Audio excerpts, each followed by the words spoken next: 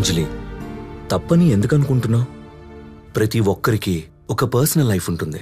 ఆ లైఫ్లో కొన్ని కోరికలు కూడా ఉంటాయి. ఆ కోరికలు తీర్చుకోవడంలో తప్పలేదు. పైగా ఇప్పుడు నీకు ఆ స్వేచ్ఛ కూడా ఉంది.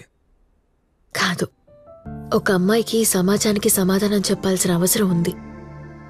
స్వేచ్ఛ లేదు. అలాంటి స్వేచ్ఛ మీ మగాళ్ళకే ఉంటుంది, నాలాంటి ఆడవాళ్ళకి కాదు. మీ మగాళ్ళు ఏవైనా చేయొచ్చు. అందుకే నాలాంటి వాళ్ళకి మీ మగాళ్ళంటే అసూయగా ఉంటుంది. మీరు సాయంత్రం పూట బార్కో క్లబ్కో వెళ్ళి సంతోషంగా డ్రింక్ చేస్తూ మాట్లాడుకుంటారు. బాగా బోర్ కొడితే కారో బైకో తీసుకుని ఏ లాంగ్ డ్రైవ్కో లేదా సెకండ్ షోకో వెళ్ళిపోతారు. మిమ్మల్ని ఎవరూ ప్రశ్నించరు, ఎవరికీ సమాధానం చెప్పుకోవాల్సిన అవసరం లేదు. మగాళ్ళు నచ్చినప్పుడు పెళ్లి చేసుకోవచ్చు. ఉద్యోగం కోసం ఎంత దూరమైనా వెళ్ళొచ్చు. పెళ్ళైన తర్వాత వైఫ్ గయ్యాలి, పీస్ ఆఫ్ మైండ్ లేదు అని ఎవరితోనైనా ఎఫ్ఐఆర్ పెట్టుకోవచ్చు. అదే ఒక అమ్మాయి చదువుకోవాలన్నా పెళ్లి చేసుకోవాలన్నా పెద్దవాళ్ళు చెప్పినట్టు వినాలి. పెళ్ళయ్యాక ఏదైనా చెయ్యాలంటే భర్త ఒప్పుకోవాలి. ఎవరితో అయినా ఎఫ్ఐఆర్ అన్న మాట అంటేనే ఆడవాళ్లు బరి తెగించారు, మంచివాళ్లు కాదు అని అంటారు. అలా అనేవాళ్లు ఇక్కడ ఎవ్వరూ లేరు. నువ్వు మనసులో అనుకునేది ఆచరణలో పెట్టడం ఇప్పుడు నీ చేతిలోనే ఉంది బంగారం. Just realise.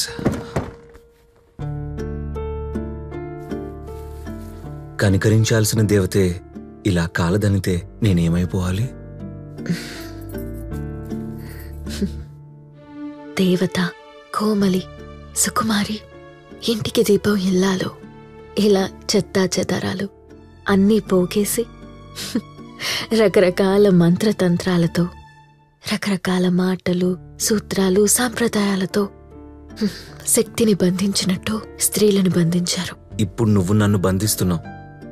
మగజాతి మీదున్న కోపమంతా నా మీదే చూపిస్తున్నావు. అసలు నన్ను ఎందుకు పిలిచావు? ఇప్పుడేం చెప్తున్నావు?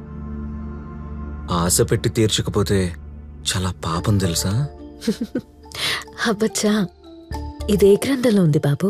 ఇదంతా మీ స్త్రీల గురించి గొప్పగా చెప్పే గ్రంథాల్లోనే ఉంది. ఫర్ ఎగ్జాంపుల్, సతీ సుమతి.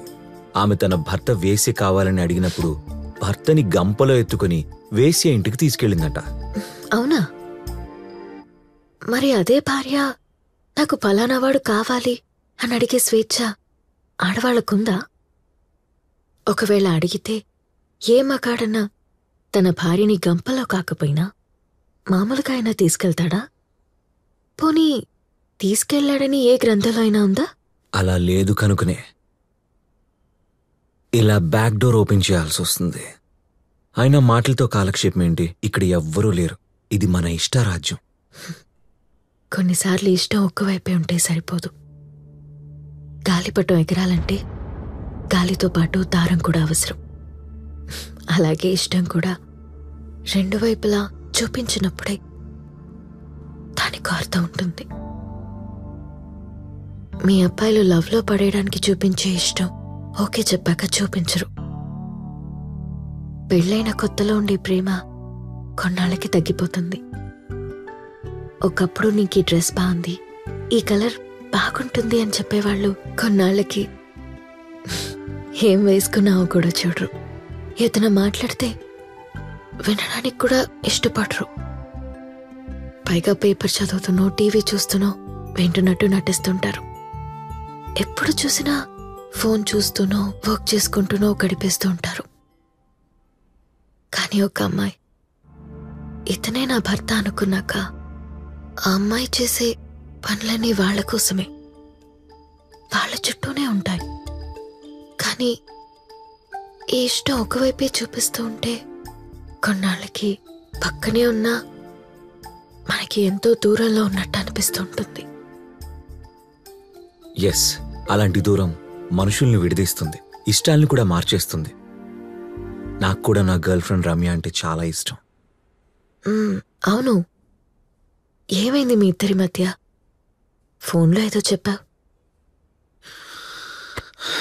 సరే, వాష్రూమ్ ఎక్కడ? ఓకే.